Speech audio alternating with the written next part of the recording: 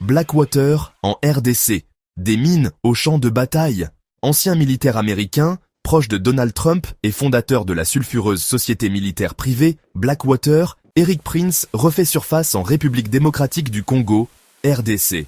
Si son entreprise Frontier Services Group, FSG, a officiellement signé un accord stratégique avec Kinshasa fin 2024 pour sécuriser les ressources naturelles de l'Est du pays, notamment les mines, les forêts et les hydrocarbures, de nouvelles informations indiquent que les ambitions vont bien au-delà. Selon Reuters et Africa Intelligence, l'accord de 2024 conclu avec le ministre congolais des Finances, Doudou Fwamba Koundé, visait à lutter contre la contrebande, améliorer la collecte des taxes minières et renforcer la sécurité des sites d'exploitation.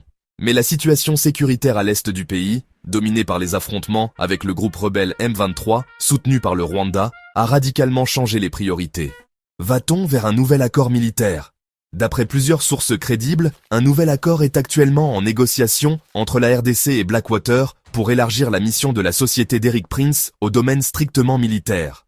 Objectif : appuyer les forces armées congolaises, FARDC, non seulement pour contenir les attaques du M23, mais aussi reprendre les territoires occupés dans l'éventualité où le processus de paix signé récemment à Washington échouerait. Selon ces mêmes sources, l'administration Trump, qui soutient activement Erik Prince, pousse pour un rôle accru de Blackwater dans la stabilisation de l'Est congolais, au nom des intérêts stratégiques américains dans la région. Les tensions montent. Des rapports récents indiquant que la RDC a commencé à masser environ 6000 soldats à Kalemi, dans la province du Tanganyika. Une partie de ces troupes est redéployée vers Uvira, ville stratégique au bord du lac Tanganyika, pour prévenir une éventuelle attaque des rebelles du M23 et des troupes rwandaises. Tout laisse penser que Kinshasa prépare une solution militaire, si la voie diplomatique échoue. Dans un contexte où la RDC détient plus de 60% des réserves mondiales de coltan et reste un acteur clé du marché du cobalt, les enjeux économiques sont colossaux. Chaque mois, jusqu'à 40 millions de dollars seraient perdus à Kolwezi à cause de la contrebande et de la corruption.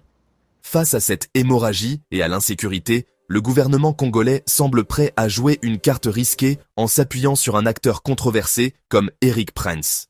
Officiellement, le président Félix Tshisekedi assure que les ressources de la RDC ne seront jamais bradées. Mais l'implication croissante d'intérêts américains, à travers Blackwater et le soutien de l'administration Trump, pose de nouvelles questions sur la souveraineté et l'avenir du contrôle des ressources congolaises. Ce qui avait commencé comme une mission de sécurisation minière pourrait bientôt évoluer vers une opération militaire à grande échelle, impliquant l'un des mercenaires les plus puissants et les plus controversés de la planète, dans l'un des conflits les plus complexes d'Afrique centrale.